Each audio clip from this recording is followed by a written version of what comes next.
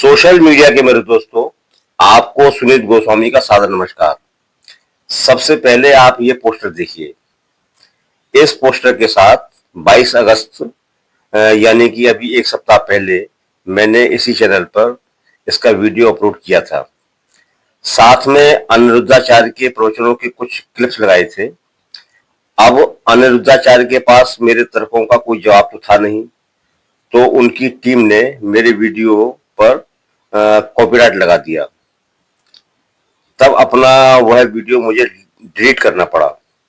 खैर दोस्तों, कोई भी व्यक्ति किसी की आवाज को दबा तो नहीं सकता, इसलिए वही वीडियो मैं ज्यों का त्यों दोबारा अपलोड कर रहा हूँ। बस अनिरुद्धाचार्य के क्लिप्स हटा दिए हैं। तो आइए पूरा वीडियो सुनिए। दोस्तों, एक रिक्शे वाला भी इस कहावत को कहता और समझता है कि चोरी और सीना जोरी। यह कहावत केवल चोरी को लेकर ही नहीं कही जाती। इसका अर्थ होता है कि गलत बात कहना और फिर उसे सही ठहराना, उस पर डटे रहना। अनिरुद्धाचार्य कथावाचक की फितरत भी बिल्कुल ऐसी ही है। वो न जाने कितनी अलग अलग बातें कहते हैं और फिर उन्हें उल्टे सीधे आर्गुमेंट देकर सही ठहराते हैं। हालांकि इनके इस वक्तव्य पर काफी चर्चाएं हो चुकी हैं कि 25 साल की होते होते बहुत सी लड़कियां कई जगह मुंह मारकर आती हैं। उनके इस वक्तव्य पर लोग नाराज भी हुए हैं और समर्थन में भी आए हैं। लेकिन मेरा सवाल तो खुद अनिरुद्धाचार्य से ही है कि शादी से पहले वो कितनी जगह मुंह मार चुके हैं या फिर शादी के बाद भी कितनी जगह मुंह मार चुके हैं। मेरा यह सवाल न तो अकारण है और न ही निराधार है। अनिरुद्धाचार्य को धार्मिक शास्त्रों से बड़ा लगाव है। वो जो भी ऊल जलूल बकवास करते हैं उसे धर्म शास्त्रों के आधार पर सही भी ठहराते हैं। अब पत्रकारों को तो धर्मशास्त्रों की कोई जानकारी होती नहीं है, तो वे ठीक ठीक सवाल भी इन पाखंडी ढोंगी कथावाचकों से नहीं कर पाते। खैर, मैं धर्मशास्त्र के आधार पर ही अनिरुद्धाचार्य से सवाल पूछूंगा कि उन्होंने कितनी बार पर स्त्री के साथ यानी कि दूसरी स्त्री के साथ मुंह मारा है। इस वीडियो को आप अंत तक सुनिएगा, तभी आप ये खुलासा समझ सकेंगे। पहले मैं शास्त्र संबद्ध चर्चा इसी बात पर कर लेता हूं कि शादी से पहले 25 साल की युवती कितनी जगह मुंह मारती है। दोस्तों, एक तो यह मुंह मारना, यह शब्द ही बड़ा गंदा, भद्दा और अश्लील है। लेकिन अनिरुद्धाचार्य जैसे अश्लील लोगों से सभ्य होने की उम्मीद भी नहीं की जा सकती। मुझे भी मजबूरी में ही इस फ्रेज का उपयोग करना पड़ रहा है। तो आइए दोस्तों, कुछ चर्चा इस संदर्भ में शास्त्रों से करते हैं। राजा शांतनु की पत्नी थी सत्यवती। शांतनु से इसके 2 पुत्र चित्रवीर और विचित्रवीर हुए थे। सत्यवती एक मछुआरे की पुत्री थी, यानी कि मछुआरे की लड़की थी। शांतनु के साथ शादी होने से पहले सत्यवती ने बिना विवाह किए ऋषि पराशर से संबंध बना लिए थे और पुत्र व्यास को जन्म दिया था। क्या अनिरुद्धाचार्य ये कहेंगे कि सत्यवती शांतनु के पास पराशर से मुंह मारकर आई थी? मान लीजिए कि कोई लड़की शादी से पहले किसी के प्रेम में पड़ जाती है और फिर उसकी शादी कहीं दूसरी जगह हो जाती है और वह इस प्रेम को छिपाकर रखती है, तो इसमें गलत क्या है? सत्यवती ने भी तो पराशर से प्रेम और पुत्र होने की बात शांतनु से छिपाई थी। वो तो शांतनु के दोनों बेटे चित्रवीर और विचित्रवीर अकाल मौत न मरते तो सत्यवती यह राज भीष्म को बताती भी नहीं।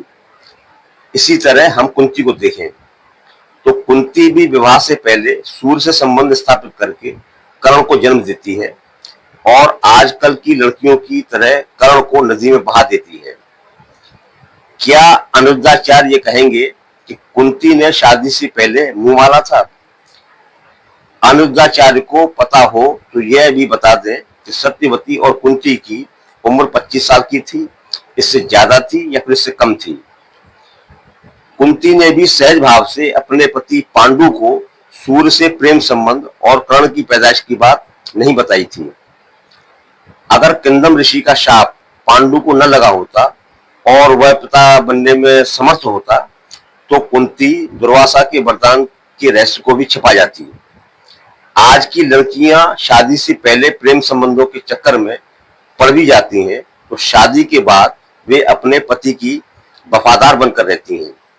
लेकिन कुंती ने तो शादी के बाद भी पर पुरुषों से संबंध बनाना अनुचित नहीं समझा।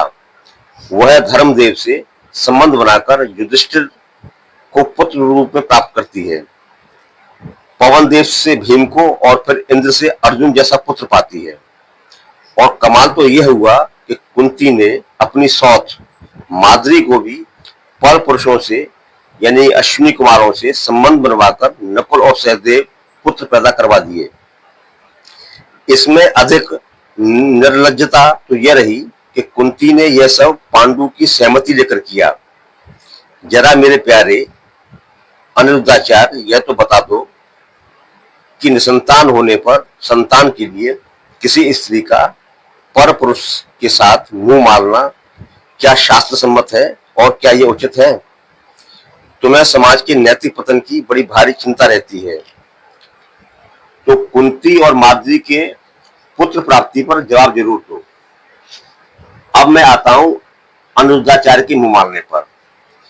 जब यह कथावाचक ये आरोप लगाता है कि 25 साल की लड़कियां कई जगह मुंह मार चुकी होती हैं, तो यह कथावाचक यह क्यों नहीं कहता कि लड़के भी मुंह मार चुके होते हैं।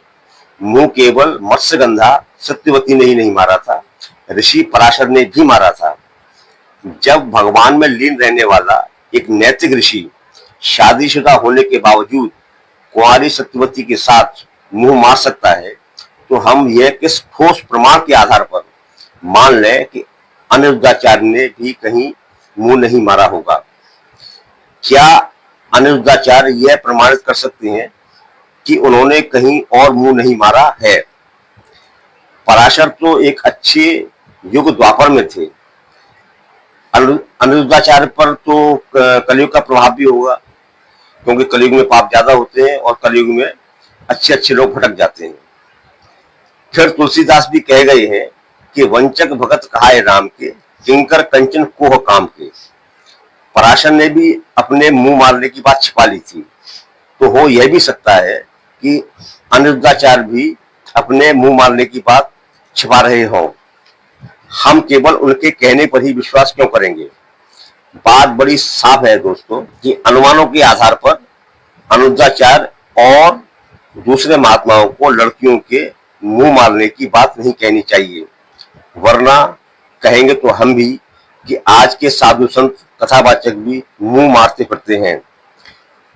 कुछ कथावाचक हैं जो लड़कियों से मुंह मारने के अपराध में जेल में हैं। अनिरुद्धाचार्य का इस पर मुंह क्यों नहीं खुलता? कुछ घटनाओं को लेकर अगर अनिरुद्धाचार्य उल जलूल बकवास कर सकते हैं, तो हमें भी अनिरुद्धाचार्य के चरित्र हनन का आधार तुलसी ने दे दिया है कि राम भक्त कहलाने वाले काम वासना के गुलाम हैं। दोस्तों, आज इस चर्चा में बस इतना ही।